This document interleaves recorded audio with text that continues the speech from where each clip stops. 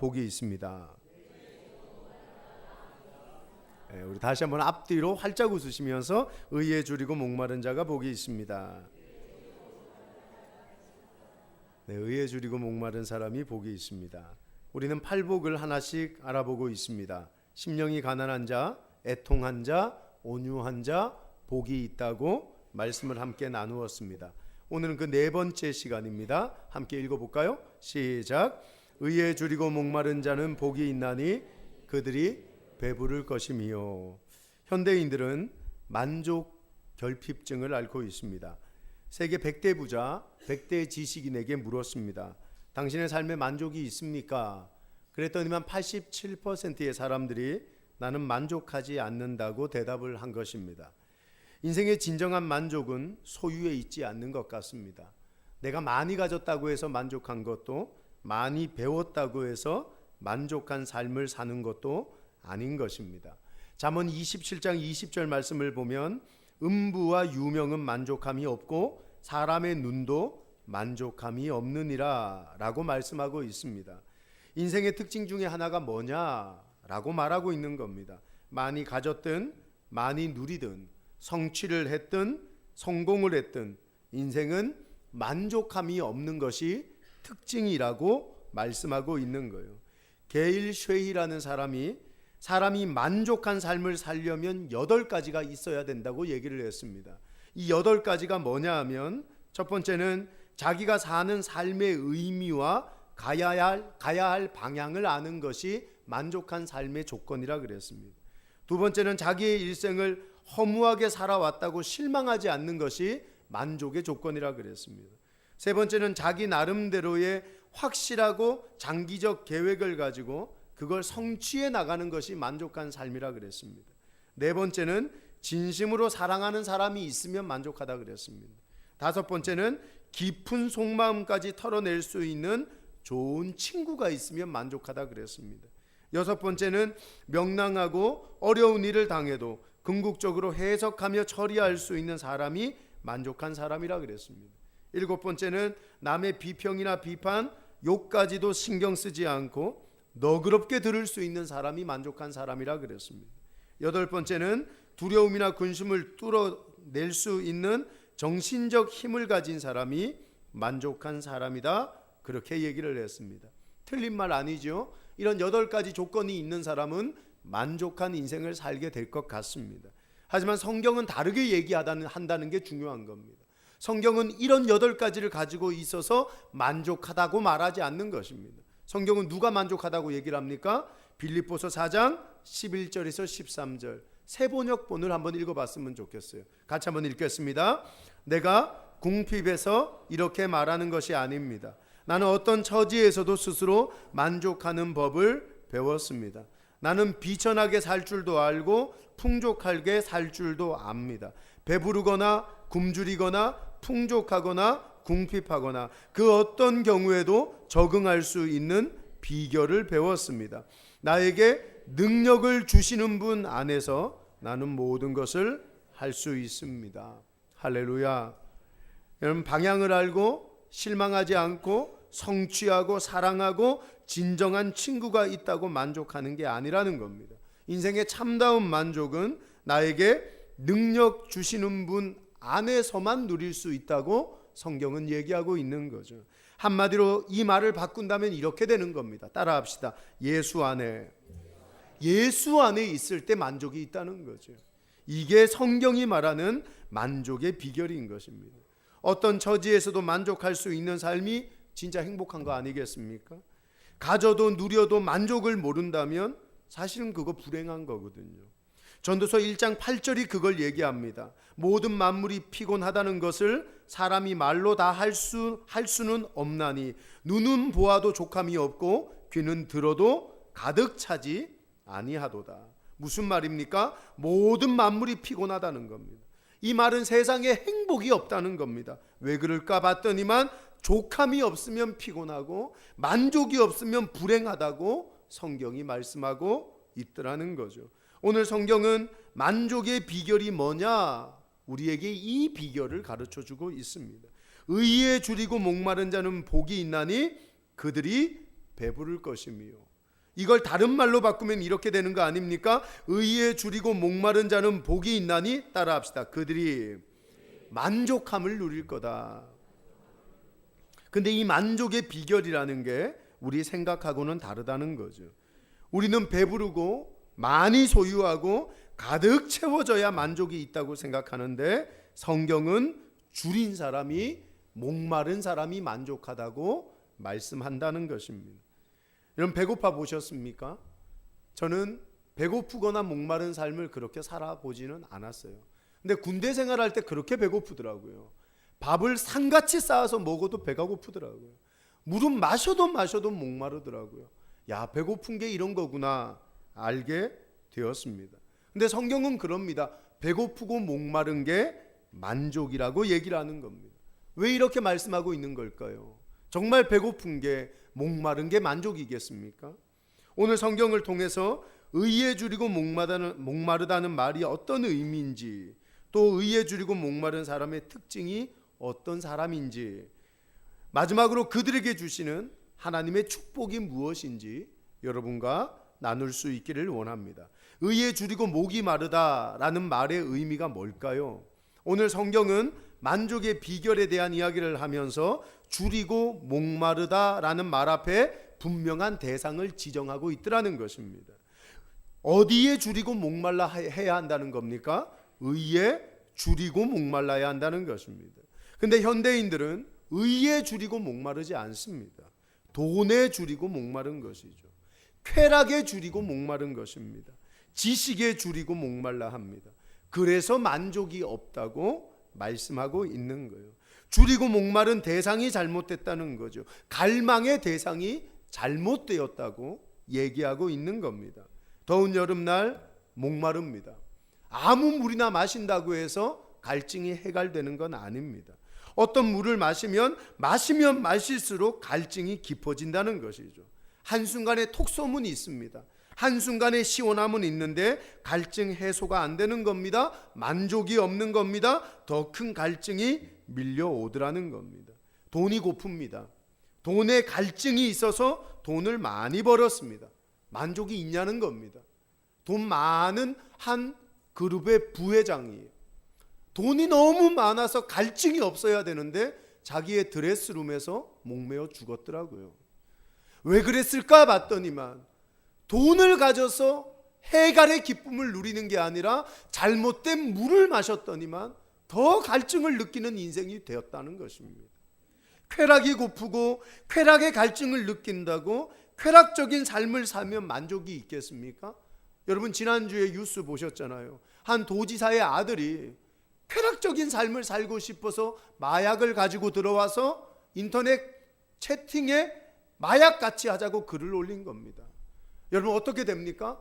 큰일 나는 겁니다. 쾌락은 책임을 져야 되는 것이죠. 이 사람은 책임을 질 짓을 하고 결국은 쇠고랑을 차고 경찰서에 잡혀가게 된 겁니다. 이런 건 다 콜라 같은 것들이에요. 한순간에 톡 쏘는 것들은 있지만 해결되지 않는 것들이라는 거죠. 하나님이 이 세상에 사람을 창조하셨을 때 사람은 원래 돈에 배고프고 돈에 목마른 존재로 만들지 않았습니다. 쾌락에 배고프고 쾌락에 목마른 존재로 만들지도 않았습니다. 인생은 하나님을 고파하는 존재로 만들었다는 것입니다. 하나님을 목말라 하는 존재로 만들었다는 것입니다. 기억하세요? 인생이 언제 행복하게 되는 겁니까? 창조의 원리대로 돌아갈 때 인생은 행복을 누리고 만족을 누리게 된다는 겁니다. 우리가 하나님을 고파하고 하나님을 목말라 하는 존재가 될 때 참다운 만족이 우리의 삶에 밀려들게 되는 것입니다. 여러분, 다윗은 목동에서 왕이 되었습니다. 입지전적 인물이라 그러죠. 목동이었던 그가 돈이 많았겠습니까? 가난했습니다. 목동이었던 그가 공부는 얼마나 했겠습니까? 무식했을 겁니다.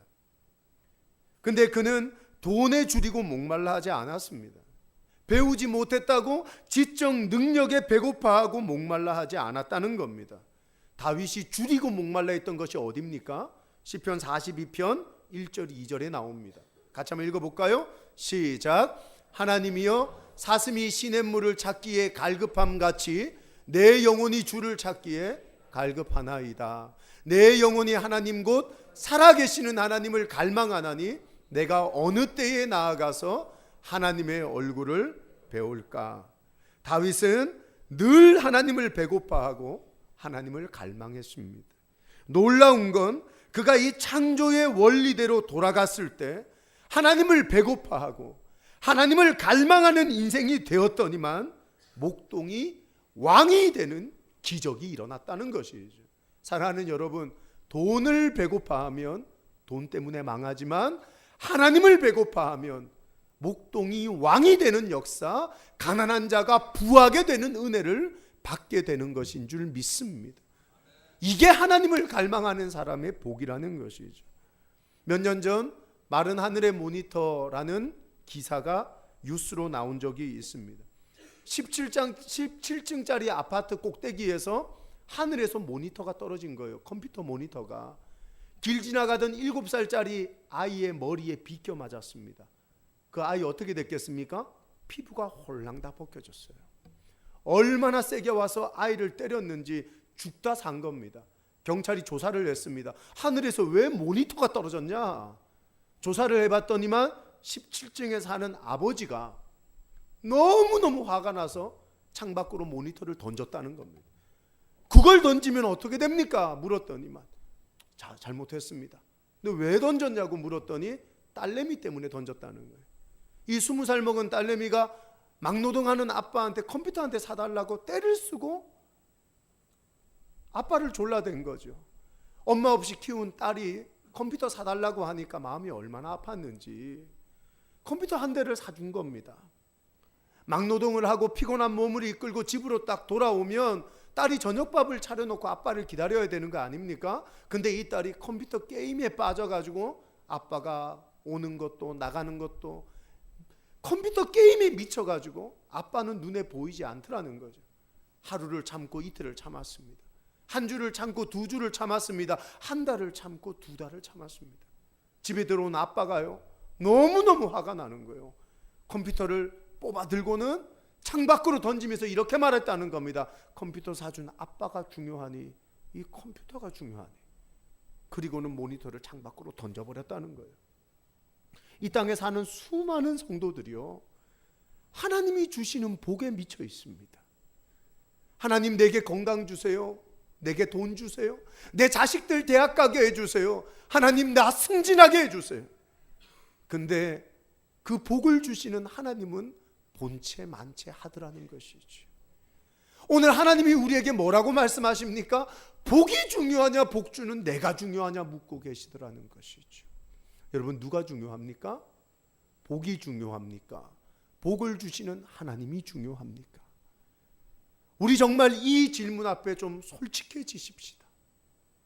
하나님을 믿는다고 말하고 그분을 따라 예배드린다고 이 자리에 나온 우리는 사실은 어쩌면 하나님에게는 별반 관심이 없을 수 있습니다. 그분이 우리에게 내려주시는 복에만 관심이 있고 건강함에만, 승진하는 것에만, 돈 버는 것에만 하나님보다 더 큰 관심이 있을 수 있다는 것이죠. 오늘 하나님은 어떤 사람에게 돈을 주십니까? 어떤 사람에게 성공을 주십니까? 어떤 사람에게 권력을 주셨습니까? 하나님을 배고파하는 사람, 하나님을 줄이는 사람, 하나님에게 목말라 하는 사람에게 하나님은 돈도 주셨고 왕권도 주시고 성공의 은혜도 주셨다는 것입니다. 아멘이십니까? 오늘 이 시간에 우리가 하나님을 배고파해야 되겠습니까? 돈을 배고파해야 되겠습니까? 하나님을 목말라해야 되겠습니까? 하나님이 주시는 복에 목말라해야 되겠습니까? 돈 따라가는 인생은 돈도 얻지 못하고 망하지만 하나님 따라가는 인생은 하나님 뒤에 돈도 오고 은혜도 오고 물질도 오는 역사가 나타날 줄 믿습니다. 여러분, 하나님 잘 믿으셔야 됩니다. 하나님 잘 붙드셔야 됩니다. 그분을 목말라하고 그분을 배고파 하시는 게 건강한 성도의 모습이라는 겁니다. 여러분, 하나님을 배고파할 때 하나님은 우리에게 복 주시기로 결정하시는 거예요. 의에 줄이고 목마른 사람의 특징이 뭘까요? 한번 따라해 봅시다. 신령한 젖을 사모한다. 그러면 하나님을 배고파하고 목말라 하는 사람은 말씀에 대한 갈증을 느끼는 사람이라는 것이죠. 은혜의 자리를 사모하는 사람이라는 것입니다. 하나님의 말씀을 배고파합니다. 아이가 엄마의 젖을 물고 쪽쪽 빠는 모습을 보셨습니까? 저는 제 첫째 아이가 태어났을 때 그게 너무 신기한 거예요. 그 조만한 아이가, 조망만한 아이가요, 엄마 젖을 빨아 넘기는데 꼴깍꼴깍 소리가 나는 거예요. 야, 정말 배고픈 아이는 쫙쫙 빨아당기는 능력이 있구나. 여러분, 말씀에 배고파하는 성도는요, 하나님의 말씀을 빨아당기는 능력이 있는 것입니다. 할렐루야. 이게 건강한 성도의 모습이더라는 것이죠. 베드로전서 2장 2절 말씀 보실까요? 건강한 성도가 어떤 능력을 가지고 있는지 한번 읽어보겠습니다. 시작. 갓난아기들 같이 순전하고 신령한 젖을 사모하라. 이는 그로 말미암아 너희로 구원에 이르도록 자라게 하려 함이라. 신령한 젖을 사모하는 것이 건강한 사람의 모습이라고 얘기합니다. 건강한 성도는요, 하나님의 말씀을 사모하는 능력이 눈빛에서 다릅니다. 아멘. 여러분, 저는 우리 원남교회가요, 다른 건 꼴등해도 됩니다만 예배드리고 신령한 은혜를 사모하는 눈빛만큼만은 1등하는 교회가 될 수 있기를 바랍니다. 저는 지난 말씀 축제를 보면서요, 야, 우리 교회 가능성이 있구나라는 걸 느꼈습니다. 말씀 축제를 오시는데 어떻게 오셨냐 그랬더니만 세상에 휴가를 내고 왔대요. 말씀을 듣고 싶어서, 은혜를 받고 싶어서. 이게 우리 교회의 저력인 줄 믿습니다. 60년 된 교회가 저력 있는 교회가 아니라 말씀을 듣고자 애를 쓰는 교회가 저력 있는 교회거든요. 여러분, 이 교회를 통해서 하나님 일하시는 거예요. 할렐루야. 저는 우리의 예배가 이런 사모함의 예배가 될 수 있기를 축원합니다. 여러분, 저는 아들 둘을 키우는 아빠입니다. 근데 이 아들들이 중학생이 되니까 엄청 잘 먹습니다. 진짜 눈 깜짝하면 치킨 한 마리가 없어요.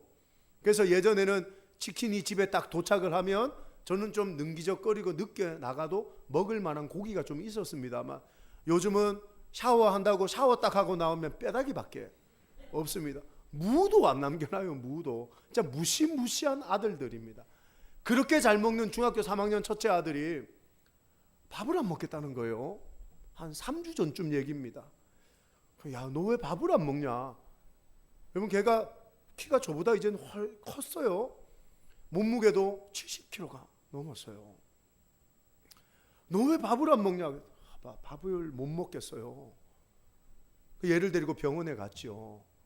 병원에서 뭐라 그러냐 하면 중학교 3학년짜리 아이가 신경성 위장 장애에 걸렸다는 거예요. 근데 참 놀라운 건 육체가 반응하는 거죠. 딱 몸에 문제가 생기니까 입맛이 없고 고개를 넣지를 못하는 거예요. 둘째 아들은요, 진짜 괴물처럼 먹습니다. 얘는 진짜 어마무지하게 먹는 애입니다. 밤새도록 잠을 자다가 아침 먹자 하면 벌떡 깹니다. 아침을 먹어야 된다고, 먹어야 산다고. 이런 아이가 어제 캠프를 갔다 왔어요. 학교에서 하룻밤을 자고 어제 오후 정오 12시쯤에 집에 왔는데 피곤하다고 자더라고요. 한 2시쯤에 깨워서 아들아 밥 먹자 그랬더니 아빠 못 먹겠어요 그러더라고. 아들아 밥 먹어라 그랬더니 아빠 못 먹겠어요 그러더라고. 한 10분쯤 있다가 성령님의 음성인가요?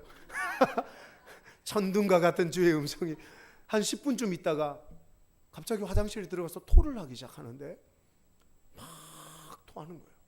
아우, 얘가 단단히 탈이 났구나 싶은 거죠. 여러분, 사람은요, 육체적으로 문제가 생기면 밥을 먹지를 못해요. 우리의 영혼은 어떨까요? 건강한 사람이 하나님의 말씀에 줄이는 거예요. 건강한 사람이 하나님의 말씀에 목말라 하는 거예요.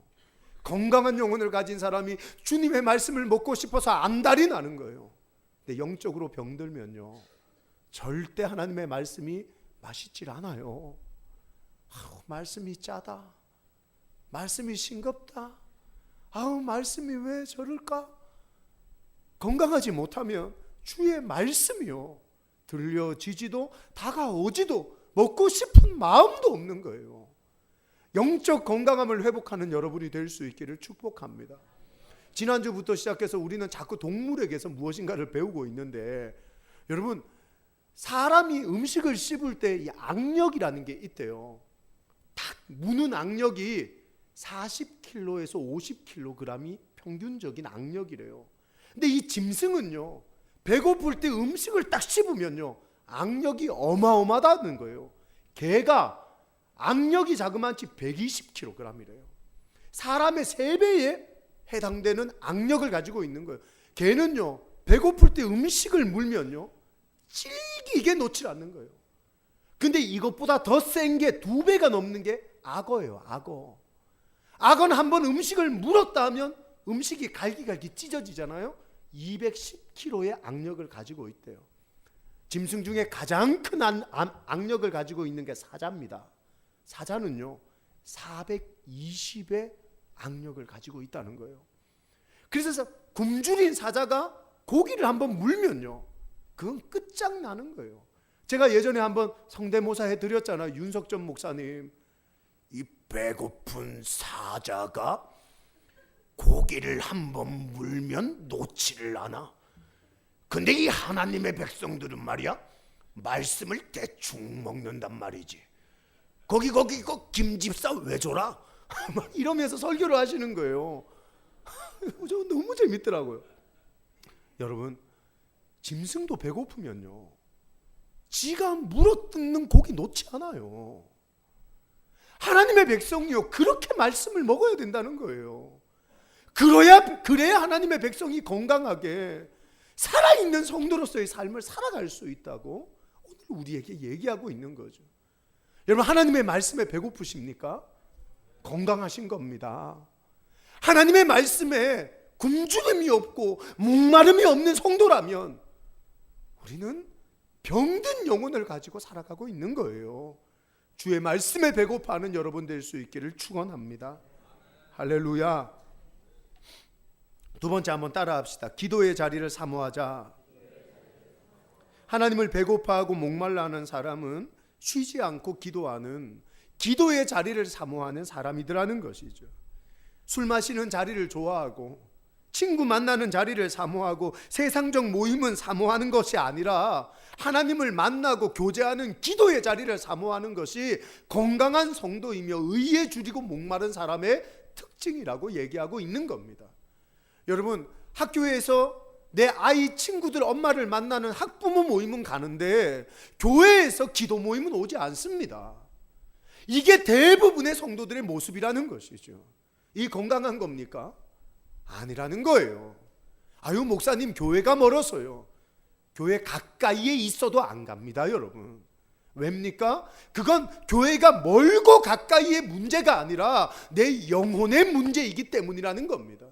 사랑하는 여러분, 기도의 자리를 사모하지 못한다면 그건 어쩌면 내 영적 건강도가 무너졌다는 증거가 될 수 있는 거예요. 오늘 여러분이 어떤 자리를 사모하는지를 생각해 보시죠. 은혜의 자리를 사모하십니까? 기도의 자리를 사모하십니까? 하나님 만나는 자리를 사모하십니까? 건강한 인생인 줄 믿습니다. 건강한 성도로서 기도 자리를 사모하는 여러분이 될 수 있기를 바랍니다. 지난 여름 새벽 기도회에 한 번도 보지 못한 한 부부가 저기 뒤에 앉아 계시더라고요. 근데 이분들이 새벽 기도를 마치고 집으로 돌아가는 길에 되게 큰 감동을 받으셨던 모양이죠. 제 이야기를 금요 성령 집회 시간에도 했었습니다만 얼마나 큰 감동을 받으셨는지 생전 듣도 보도 못한 그 사람들이 저한테 이메일을 보내신 거예요. 뭐라고 보냈냐 하면, 목사님이 사역하시는 원남교회에 비전이 있습니다, 이렇게 보냈더라고요. 이 사람들이 원남교회를 어떻게 알고요? 그냥 와서 새벽 기도 한번 했을 뿐인데 메일 내용이 이런 겁니다. 자기는 종로 한가운데 있는 교회라서 새벽 기도 오면 한 4-5명 있을까 생각하면서 왔다는 거예요. 어쩌면 새벽 기도회가 없을 수도 있겠다, 이 교회는. 그런 마음으로 왔다는 거예요. 근데 왔더니만 청년들이 50명이 여기에 앉아 있는 거예요. 예배를 드리는 거죠. 더 큰 감동은 언제였냐 하면 새벽 기도 설교를 마치고 불을 끄고 기도하는데 50명의 청년들이 강대상에 올라와서 통성으로 기도회를 하는데요, 자기가 자리를 떠날 수 없었대요. 가슴이 울렁울렁거리고 눈물이 나서, 야, 뭐 이런 교회가 있나, 그러면서 자기가 저한테 이메일을 보낸 거죠. 기도하는 교회는 비전이 있는 교회입니다. 사랑하는 여러분, 잊지 마세요. 헌금 많이 나오는 교회가 비전 있는 교회가 아니에요. 성도가 많은 교회가 비전 있는 교회가 아니에요. 기도의 자리를 사모하는 교회가 비전 있는 교회인 줄 믿습니다. 여러분, 그거 아세요? 우리 교회 사람들만 우리 교회가 비전 있는 거 모르고 다른 교회 사람들은 우리 교회 비전 있는 거 다 알아요. 이게 얼마나 억울한 일인지 몰라요. 우리 교회 사람들만 우리 교회 새벽기도가 살아있는 건 몰라요. 다른 교회 사람들은 우리 교회 새벽기도 살아있는 거 알더라고요. 여러분, 이 새벽기도에, 이 기도의 자리를 사모하셔서 비전 있는 인생으로 쓰임받을 수 있기를 축원합니다. 우리 교회 60년 된 교회, 외형적으로 건물 보면 비전 없어 보이는 교회, 헌금 많이 안 나오는 교회, 사람 많이 안 모이는 교회라서 비전 없다 생각하시면 착각이에요. 우리 교회 생명 걸고 기도하는 젊은이들이 있고요, 다른 사람들이 새벽 기도 왔다가 기도의 감동을 받는 그런 기도가 쏟아지는 교회가 원남교회예요. 우리 교회 비전 있는 교회죠. 할렐루야. 그래서 여러분 모두도 기도의 자리를 사모하시는 비전 있는 인생들로 쓰임받을 수 있기를 축원합니다. 비 라이빌스 목사가 이런 말을 했습니다. 한번 따라합시다. 우리가 일하면 우리가 일할 뿐이다. 그러나 우리가 기도하면 하나님이 일하신다. 우리가 일하면 내가 일할 뿐이지만 우리가 무릎으로 살면 하나님이 일하시게 되는 역사가 열리게 되는 것입니다. 우리가 일하지 마십시다. 저는 이번 임직투표에 어떤 사람이 세워져야 되냐 기도회를 할 때 일하려고 하는 사람이 아니라 기도하려고 하는 사람이 뽑혀야 된다고 믿습니다. 말씀을 사모하는 사람이 뽑혀야 된다고 믿습니다. 여러분, 이런 일꾼 아니면요, 교회 사역할 때 상처받는 거예요. 교회는 일하고 욕먹는 곳이 교회거든요. 열심히 일했는데 욕먹어요. 근데 은혜가 있으면 이겨내지만 은혜가 없으면 쓰러지는 거거든요. 여러분, 이번 임직투표를 위해서 기도해 주시고 정말 좋은 일꾼들 세워질 수 있도록 중보해 주시는 여러분이 될 수 있기를 축복합니다. 한번 따라합시다. 구원받은 성도는 의로운 삶의 갈증을 느낀다. 의에 줄이고 목마른 자다라고 말할 때 이 의라는 말은 다른 말로 선한 일, 옳은 일을 뜻하고 있는 겁니다. 선한 일에 줄이고 목마른 자는, 옳은 일에 줄이고 목마른 자는 오늘 주님이 주님을 닮은 사람을 기다리고 있다고 얘기하고 계신 것이죠. 성도라는 존재는 거룩하고 성결하게 살아야 됩니다. 찬양의 가사에 그런 거 있잖아요. 신실하게 진실하게 거룩하게 살게 하소서. 신실하게 진실하게 거룩하게 살게 하소서. 정말 하나님의 말씀을 사모하고 기도의 자리를 사모하는 사람은 거룩한 삶을 추구하며 사모하는 사람이 될 수밖에 없더라는 것이죠. 야고보서 2장 말씀을 보니까 행함이 없는 믿음은 죽은 것이라 얘기했어요. 예수님은 정말 의에 목마른 삶을 사셨던 분이셨습니다. 그랬더니만 요한복음 4장 34절에 뭐라고 말씀하십니까? 예수께서 이르시되 나의 양식은 나를 보내신 이의 뜻을 행하며 그의 일을 온전히 이루는 것이다 그랬어요. 하나님의 말씀대로 사는 것이 의에 목마르고 의에 줄인 자라고 얘기하고 있는 것입니다. 여러분, 기독교 신앙 최고의 위기가 이 시대를 살아가는 기독교인들에게 찾아왔습니다. 기독교 최대의 위기가 뭡니까? 신앙과 삶이 다른 거예요. 여러분, 주일에 교회 생활하고 6일 동안에 가정에서의, 직장에서의 삶이 너무나도 다르다는 것이죠. 기독인은 거룩함의 삶을 회복해야 될 때가 된 것입니다. 세상 사람들은 하나님을 못 봐요. 여러분, 하나님 보십니까? 나는 하나님을 어제 봤습니다. 손 한번 들어보시죠. 제가 신고할 겁니다. 이단이라고. 여러분, 저는 하나님 못 봐요. 근데 우리를 통해 하나님을 보는 거예요. 예수 믿는 이준우 집사님을 통해 예수님을 보는 거예요. 하나님 믿는 이장수 장로님을 통해 하나님을 보는 거예요. 그래서 여러분 도전합니다. 여러분이 예수가 되기를 바랍니다. 그래서 여러분이 다니는 직장에 이곳저곳에서 예수를 봤다는 사람이 나와야 되는 거예요. 누구를 통해서요? 이진우 집사님을 통해서요. 오영원 집사님을 통해서요. 권기웅이를 통해서요. 정혜란 집사님을 통해서요. 예수 봤다는 사람들이 나와야 된다는 거죠. 여러분, 저는 이 이야기를 읽고는 참 감동을 받았어요. 한국 사람 한 명이 일본에 여행을 갔대요. 일본에 있는 한 호텔에 탁 들어가서 거기 있는 인포메이션 안내 직원에게 자기가 업무하다가 남은 한 100여 통의 편지를 등기로 좀 붙여달라고 그 사람에게 맡겨놨다는 거예요. 근데 그 직원이 그러더래요. 이걸 등기로 붙이려면 돈이 좀 드는데 한 통당 얼마씩의 돈을 계산해 보니까 이 정도의 돈을 주시면 될 것 같습니다. 그 사람이 그 자리에서 지갑으로 현금으로 계산을 해서 줬다는 거예요. 엘리베이터를 타고 숙소로 올라오는데 딱 의심이 생기는 거예요. 야, 저 사람 현금으로 괜히 줬나? 후불로 지불할 걸. 카드를 줄 걸. 저 사람 정말 붙여주는 거 맞나? 라는 의심이 생기더라는 거죠. 그래서 그 사람에게 다시 내려갔대요. 정말 그 편지가 배달되는 거 맞지요? 라고 물었더니만 그 일본인 안내원이 뭐라고 얘기를 했냐면 이렇게 말을 했대요. I'm Japanese. 선생님, 나 일본 사람이에요.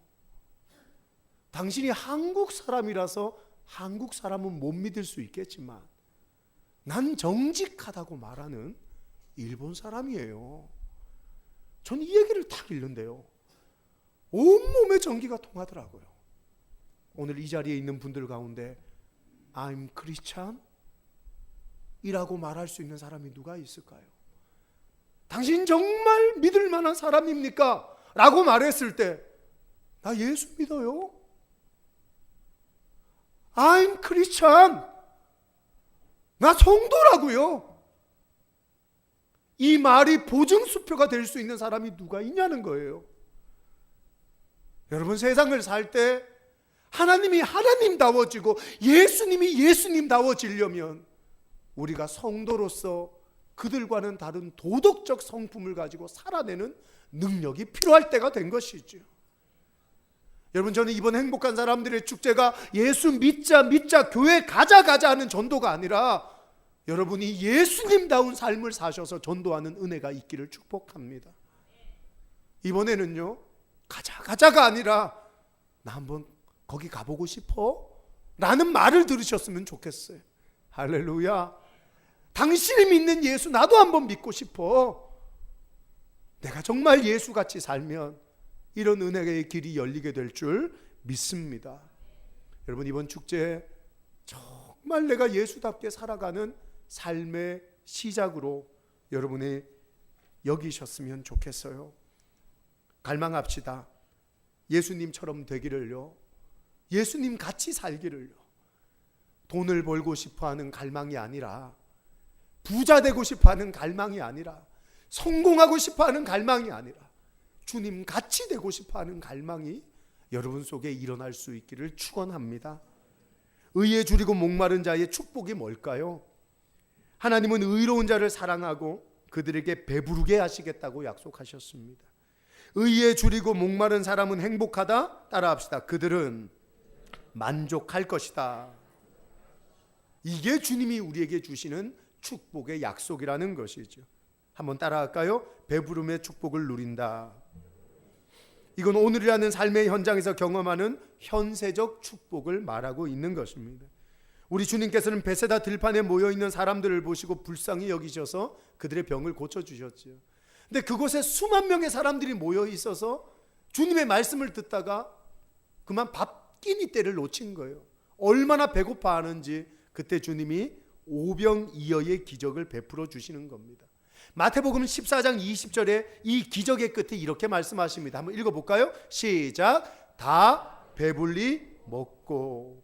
여기에 쓰인 이 배불리라는 단어가 코르타조라는 헬라어를 쓰는데요, 오늘 본문에 나오는 저희가 배부를 것이요 라는 말에 코르타조라는 똑같은 단어가 쓰이고 있거든요. 이 말이 무슨 뜻입니까? 예수님을 따라가면 주님이 내게 배부른 인생을 선물로 주신다는 약속의 말씀을 허락하고 계신 것입니다. 사랑하는 여러분, 돈 따라가면 배고픕니다. 여러분, 세상의 권력 따라가면 배고픕니다. 하지만 주님 따라가면 배부른 인생이 된다고 약속하고 계신 것이죠. 아까 전에 이 이야기의 분명한 증거가 누구였습니까? 다윗이라는 인생이라 그랬습니다. 여러분, 저는 여러분이 하나님 따라가서 배부른 인생으로 하나님에게 복받는 인생이 될 수 있기를 축원합니다. 어디에 배고프십니까? 거기에 배고파하지 마시고 하나님을 배고파하시면 그곳의 배부름이 놀라운 역사가 나타나게 되는 것이죠. 한번 따라합시다. 만족한 삶을 누린다. 오늘 이 본문의 말씀이 만족의 비결에 대한 문제라고 이 말씀을 드렸습니다. 이 배부름이라는 단어는 꼴을 먹이다 라는 뜻을 가지고 있습니다. 원래는 푸른 잔디와 같은 어근을 가지고 있는 것이죠. 먹이, 꼴, 목초에 해당되는 어근을 가지고 있습니다. 이렇게 살면 주님이 목자 되어 주셔서 최적의 상태로 축복해 주신다고 약속하고 있는 것이죠. 여호와는 나의 목자시니 내게 부족함이 없으리로다. 만족은 육이 누리는 것이 아니라 영이 누리는 것입니다. 만족은요, 아무리 배불러도 영의 만족이 없으면 배고픈 것입니다. 이 시대는요, 마실 물이 없어 가란 것이 아닙니다. 먹을 밥이 없어 배고픈 시대가 아닙니다.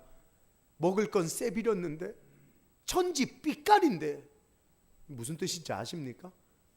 많다라는 뜻입니다. 천지 삐까리인데 허합니다. 너무너무 허한 거예요. 그 젊은 사람이 마약을 사들이고 황혼에 이혼을 하고, 마광수라는 교수님 보셨잖아요. 천재였습니다. 천재. 24살의 연세대학 교수님이 됐어요. 사람들은 그를 가지고 일명 천재라 불렀습니다. 그럼 그가 우울증 약을 먹고 죽었습니다. 자살했단 말이에요. 사랑하는 여러분, 배고파서 만족하지 못한 것이 아니라 배부른데도 만족이 없는 삶을 살고 있는 게 이 시대란 말이죠. 왜 만족하지 못할까요? 영혼을 채우는 하나님이 없기 때문인 것입니다. 오늘 하나님을 배고파하고 은혜에 목말라 하는 여러분이 되신다면 영혼의 만족을 누리는 축복을 얻게 될 줄 믿습니다. 세상 것 따라가면 빈잔이고 빈배밖에 되지 않겠지만, 하나님을 갈망하고 말씀을 사모하면, 그분의 거룩을 따라가면 우리는 이렇게 고백할 수 있을 겁니다. 한번 따라합시다. 내 잔이 넘치나이다. 할렐루야. 만족의 인생이 여러분의 인생 되어야 할 줄 믿습니다. 같이 찬양하고 기도하겠습니다.